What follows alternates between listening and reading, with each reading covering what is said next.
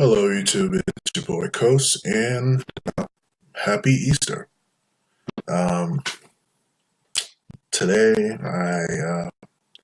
well, you guys already know my faith. I'm a Christian, born and raised, and just felt like sharing a little bit about my faith today and how I feel about the recent attacks on Christians uh, throughout the world, and just basically how the media just overlooks it, downplays it. Um, but first and foremost, I just wanted to wish everybody, regardless of what you believe, a happy Easter, just a happy holiday. And today should be a day of renewal. Christians believe that uh, Christ rose from the dead uh, this day, and that today symbolizes a new beginning of life, uh, baptism of the Spirit, I guess, uh, death and renewal, death of all the old things, and renewal, and in God. And I always looked at Easter and just God conquering death as like His ultimate testament of His love for His creation. And I think that's cool. I think that's really cool that God would essentially lower Himself uh, for us in the flesh, yeah, and die in our place because there's a lot of evil stuff that mankind does that is deserving of death. Yeah, and Christ died in our stead, so that we wouldn't have to. Um, and the more I learn about it, I mean, at first, I felt like I was one of these milk toast Christians. That's what I call them. They're vaguely aware that God exists, but they they don't really like delve into it or take it seriously. And I think that's what turns a lot of people away from the church, are just a lot of milk toast kind of Christians, or people who don't hold strongly to any kind of convictions that they claim to believe in. I think that's a huge turnoff for a lot of people. Um, and even some people who are like really dogmatic about it, about what they believe, can turn off some people. But anyway, I felt like I was becoming a little bit too milk toast with what I believed, and I wasn't really taking the Bible seriously. And that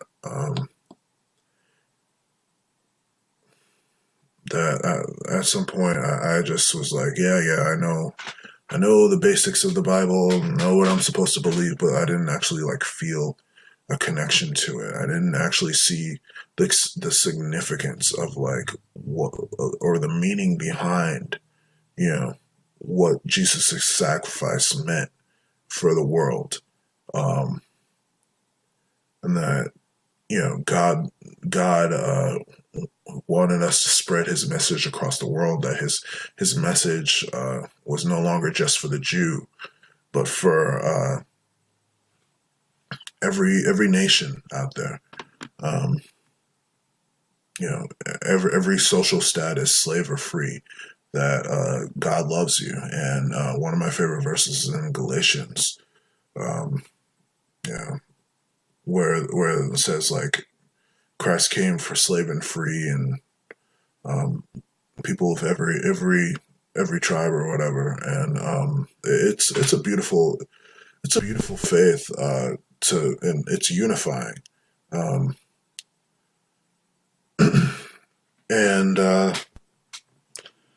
that's why in light of the recent terrorist attacks and Christian persecution across the world. That's why I felt like I had to say something. Um,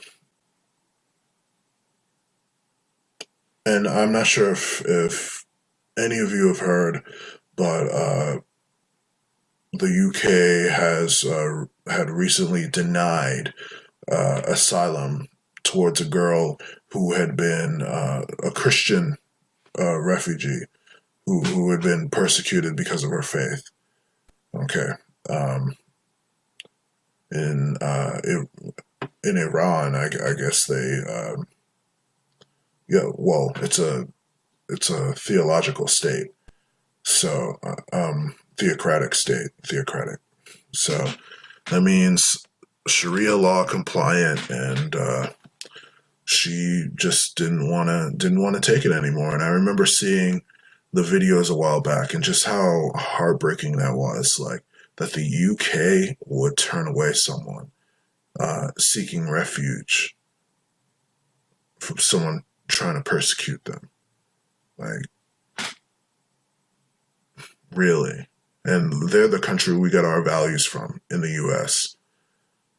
And it just, the shame on the UK, you know, that oh yes, they can vouch for every other faith except Christianity. They love everything except for their own heritage as a Christian nation, you know. Um, it just made me feel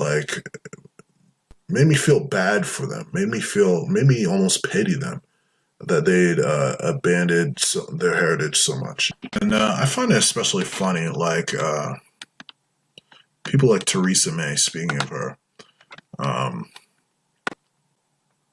let's pull up this tweet. She's wishing everyone of all faiths and none a very happy, peaceful Easter. Uh-huh.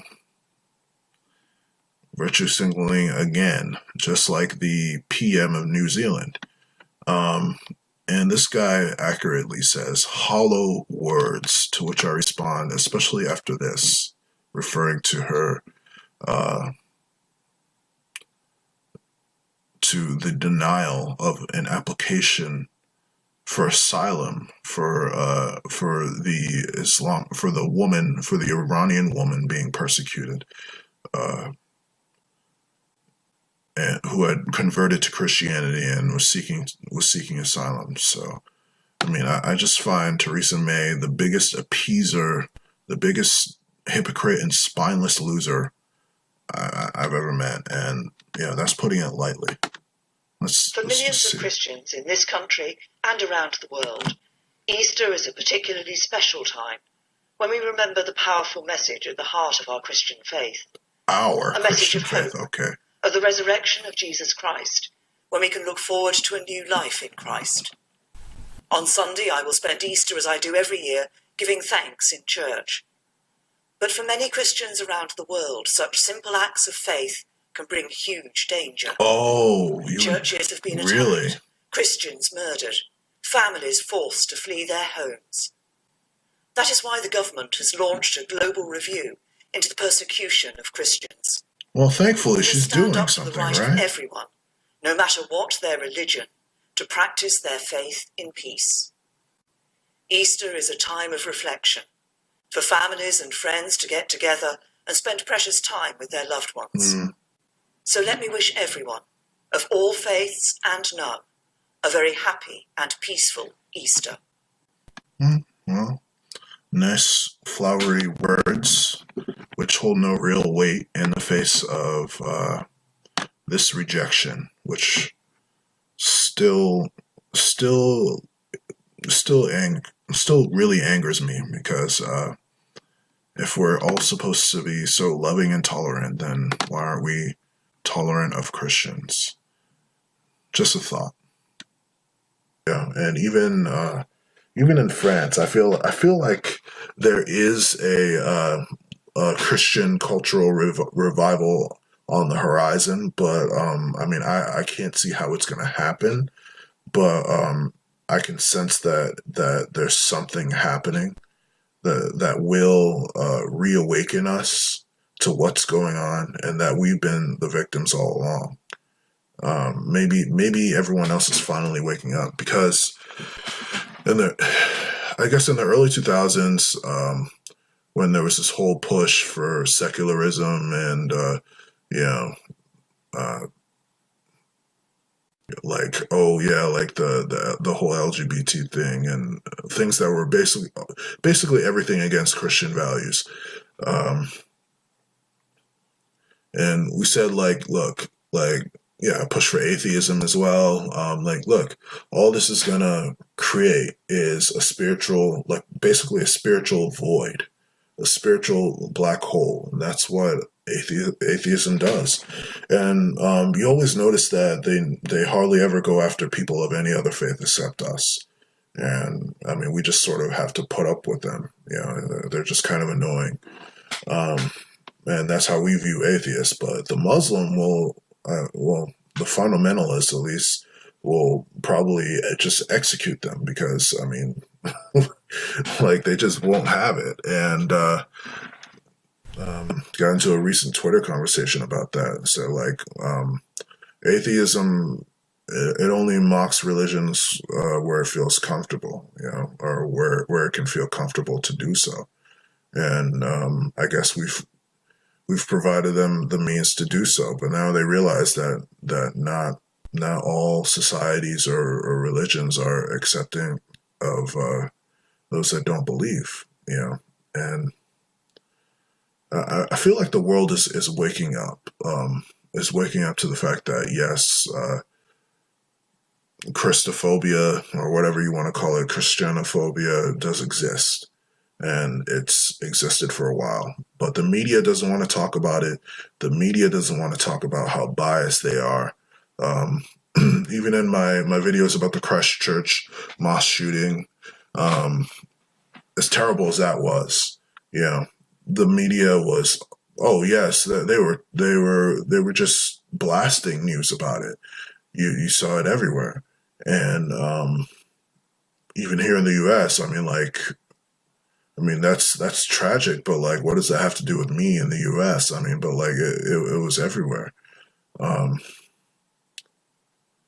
you know. And I guess I said that at the time, and I didn't realize that, like, I guess every human life is kind of connected, you know. And I guess I'm sort of trying. I'm realizing that now more than ever, you know.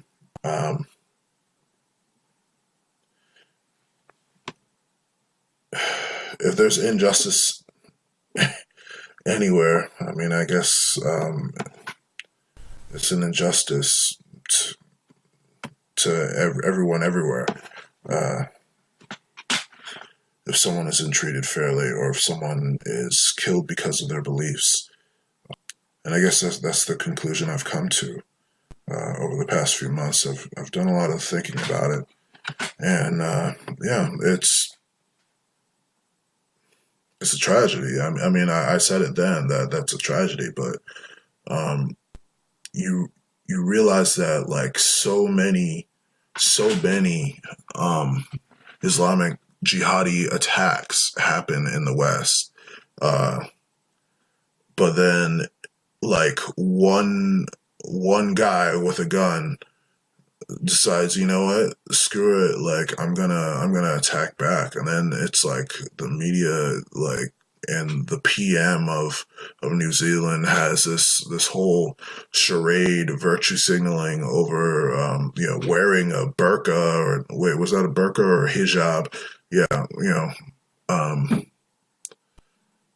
to show solidarity, I guess. But like, today, when a bunch of Muslims, you know,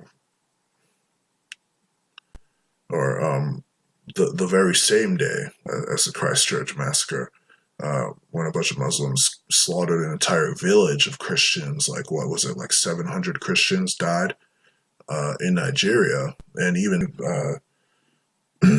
like many of the world leaders, you wouldn't have heard anything if it wasn't for alternative news sources. This is why I stress that the censorship of Alex Jones should scare everybody, and people like freaking what's his face?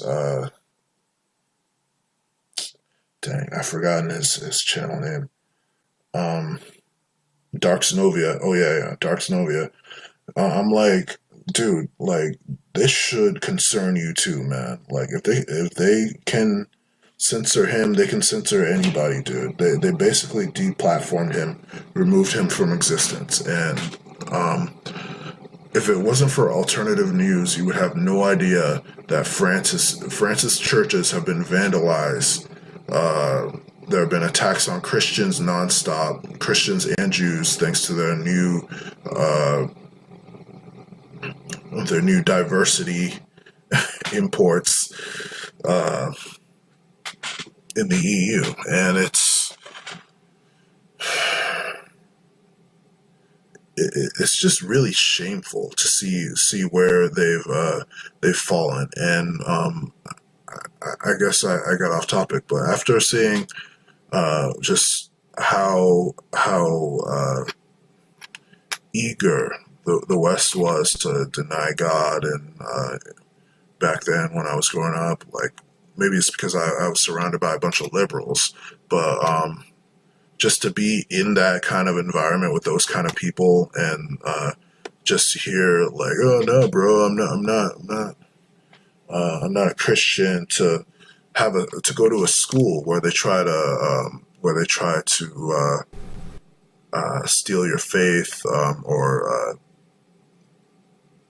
kind of blot that out, and I guess make you deny God and go against your beliefs.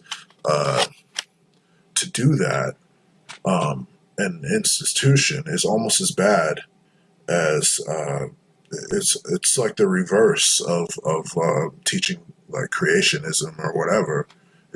Or it's like that to us is how they would view teaching creationism. So I mean, I guess seeing the rise of secularism, a lot of Christians just stopped caring. They were just like, you know what, it's gonna happen again. They're gonna, they're gonna screw society over, and then we're just gonna have to rebuild everything. And then, once everyone comes back, comes back to realizing, like, look, like we actually need God. God doesn't need us; we need Him, to sustain us. And one tweet that I sent out that got like a lot of likes was like, after all this crap is over, it was on a different subject, but it's still sort of related, but it was like, after all this is over, after all these abominations, end, or take course or whatever in this society, people are going to beg for the return of Christianity, and or they're going to use some other religion to fill the void, I guess, because that's all atheism is. It's just a big void in your life and in your spirit. And I can never imagine myself being that, being purposeless in this universe. Yeah, no. It's silly to me that so many people just readily accept it without even questioning it, whether it's valid.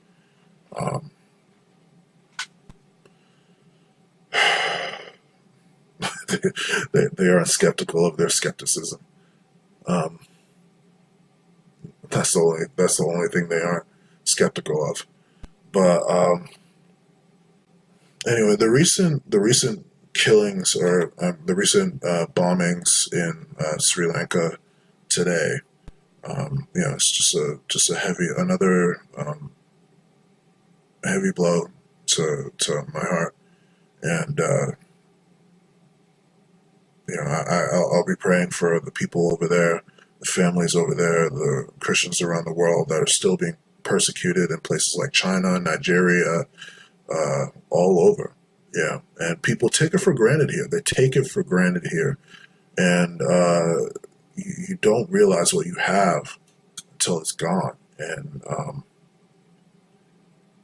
Yeah, you don't want it. You don't want it to come to that.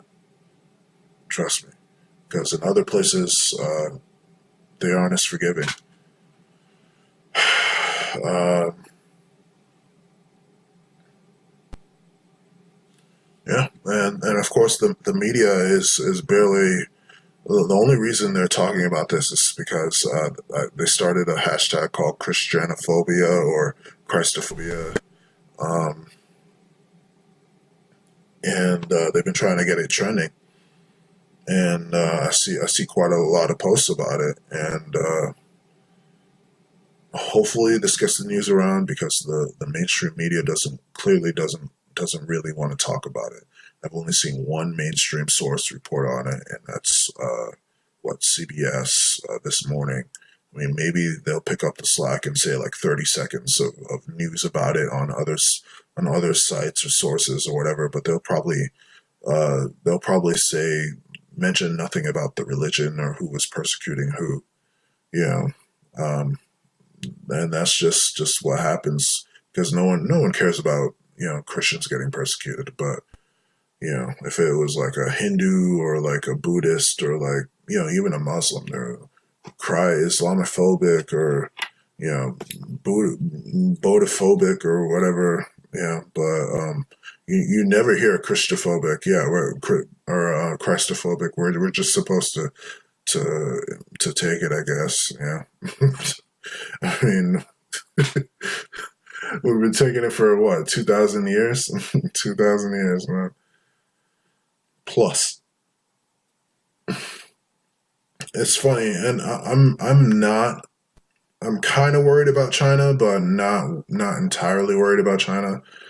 China is the one that's worried about us. They're worried about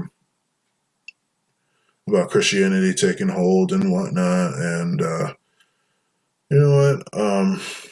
They can keep worrying. They can keep worrying.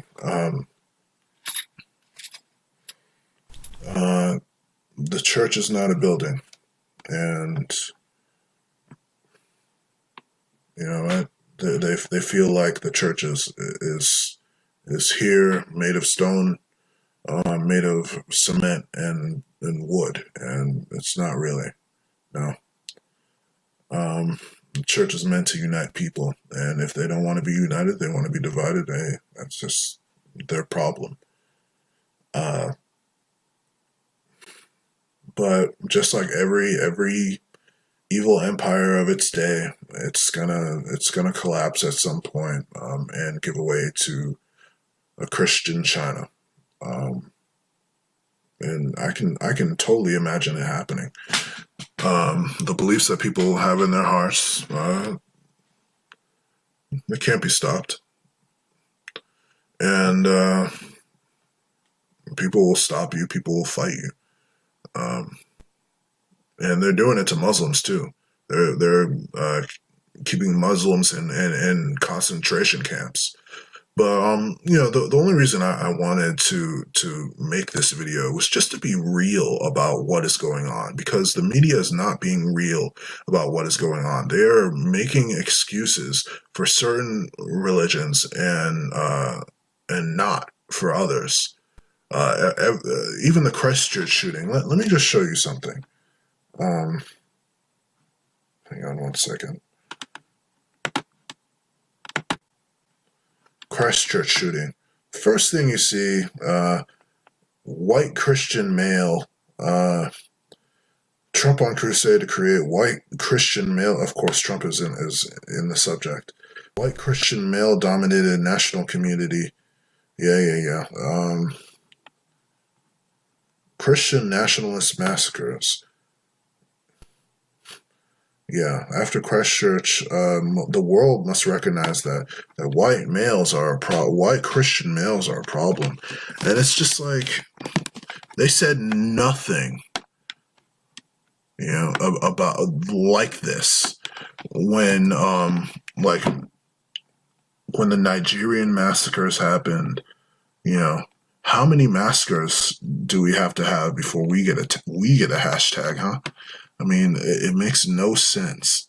every mainstream news source, and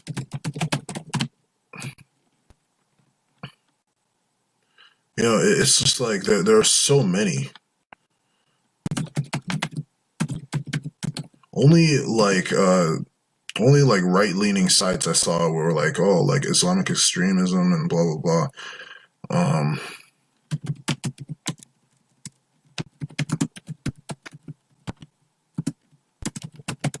Yep.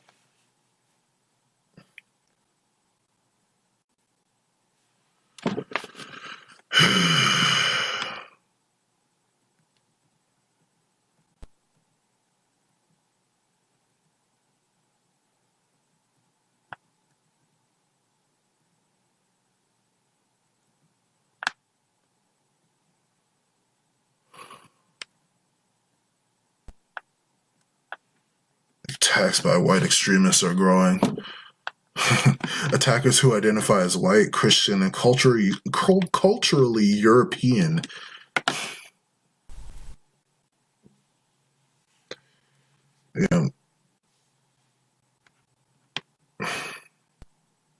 Yeah, white extremist attacks. Yeah, okay.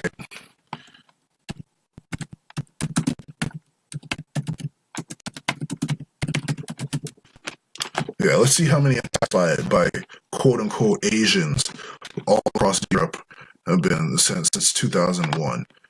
And I found this image.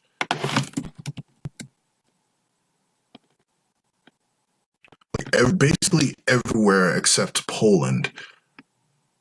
And it's just filled with dots. Everywhere except Poland. Yeah. Yeah, here we go. Terrorism since like 2001. Everywhere except Poland. It's absolutely crazy. So, I mean, to even compare the two is nonsense. So, yeah. Yep, all over Germany, all over the UK, all over Denmark, all in Scandinavia.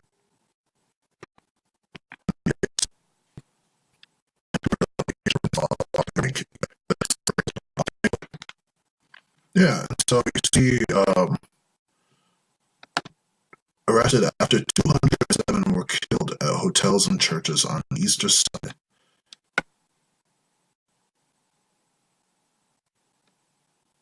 "450 people were injured." And this is The Guardian. It was a river of blood, right? Wave of bombings rocks Sri Lanka. 27.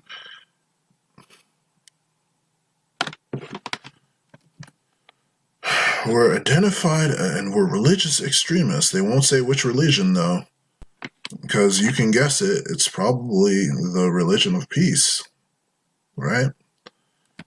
And it's only churches and hotels, churches holding Easter services. Yeah, because why? Christians. And jihadis, they believe that it's their duty to subjugate and persecute Christians and Jews, but they also believe that to each their own religion or something like that. So something they'll tell you. I mean, I just whatever, man. I mean, I'm just done trying to understand these people. But oh snap, Colombo Cardinal Malcolm Ranjith called it a very sad day and urged the government to identify the attackers and punish them mercilessly because only animals can behave like that. Well, he's not wrong. He's not wrong. Yeah, they only mention the religion of peace, I think, once or twice in this entire article.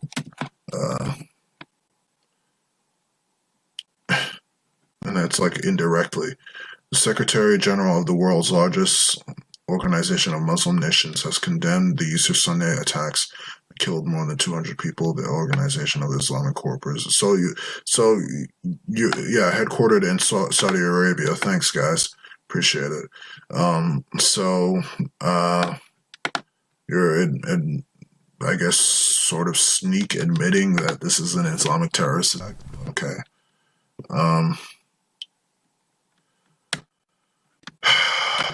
But they won't outright say it like this, where it's like white Christian males or white extremists. White attacks are growing. Like they'll never say it like that when it's an Islamic terrorist attack. Especially liberal outlets like this, they'll never exclusively place the blame on that. That maybe the beliefs of these people, they'll never, hardly ever you'll see Islamic extremists. Only when it's like a conservative outlet we see Islamic extremists. But this is just sad. Yeah, and of course, they've got to blame Trump somehow. Trump claims Sri Lanka attacks killing. Whatever. Trump says a lot of things, but you guys say a whole bunch of crap that's not true. So, yeah. Well, yeah. Let me take my facts from Al Jazeera. At least 200 dead. No group claimed responsibility for the attacks. Oh, yeah. Well, you can guess what it is.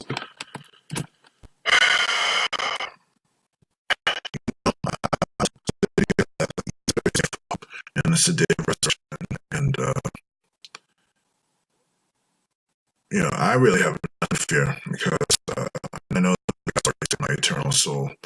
So, whatever bad I've committed in the past, whatever, sins I've created I've done in the past, it's all gone because I know that that Christ has given me new life and He's given me a chance.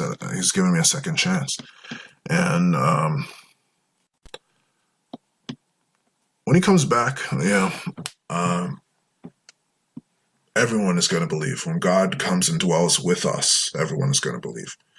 Everyone, there won't be any more of this senseless nonsense. There won't be any more of the media sideshow of the PM of New Zealand virtue signaling to everybody, trying to look so gracious and virtuous. There won't be any more of that nonsense, because Christ will be here. He'll be with us, and He'll dwell in us. And these people who suffered, they did not suffer in vain. And they've been persecuted just like Jesus has been persecuted. He said, no, if the world hates you, know that they hated me before they hated you. And it's the truth. They hated, if they can hate God, they can hate the people who follow God. And they want to kill us. It's their souls that are facing damnation, not ours. And Christ is with us, even though we cannot see Him. we can't see God, the omnipresent God. And even when we could see Him, He was right in front of us. A lot of us still wouldn't believe. And that's just the way some people are. They're just stubborn like that. And I know I've been rambling on, and you guys have been patient in listening to me. But thank you for supporting my channel, for supporting my work. Hearing me just talk about everyday issues, what I believe in. You guys are awesome. I have about 5,700 subscribers right now. It's been a very busy school year, grad school and all that. So I'm just glad I can share this Easter Sunday with you. And in spite of all the bad news, there's always hope, and I think that's the biggest part of the resurrection that stood out to me, is that there's always hope. There's always hope for justice and balance and fairness and all that. And I just wish that it was easier. But nothing in life comes good easy. I mean, nothing good in life comes easy. All right. It's your boy Kos, and I guess I'm signing off, giving you just my 2 cents on this whole Easter bombing, and just wishing you guys a blessed Easter. Stay safe out there, and enjoy yourselves. Give glory to God or whatever you're thankful for, and just clean your soul. That's what you need to do. All right. Take it easy, guys. God bless. All right, guys. Breaking news, actually. So right when I was actually editing together this video, the Imam of Peace, I don't know if you guys know who he is, Imam Muhammad Tawhidi, on Twitter, he posted this video where they revealed the identity of the guy, terrorist behind one of the bombings in Sri Lanka was an Islamic extremist imam and preacher by the name of Mulvi Zaran Hashim. With many lectures online and YouTube, makes you wonder why YouTube never banned him for his terrorist ideology. Anyway, here's the report. It says,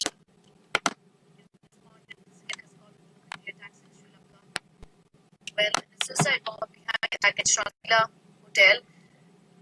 You see this suspect on your screens right now. His name is Zehran Hashim. He is reportedly the suicide bomber behind the attack at the Shangri-La hotel. He goes by the name of Zehran Hashim. Try and get an idea Zehran Hashim is in a bit from now, but this is his picture that you see on your screens right now. He is the person behind the attack at Shangri-La Hotel in Colombo today.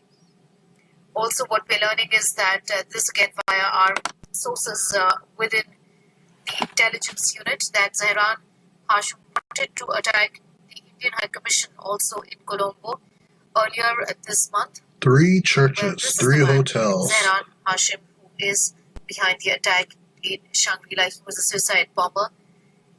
He is Zehran Hashim. We'll try and get an idea about who is Zehran Hashim, which group is he associated with, but he is suicide bomber.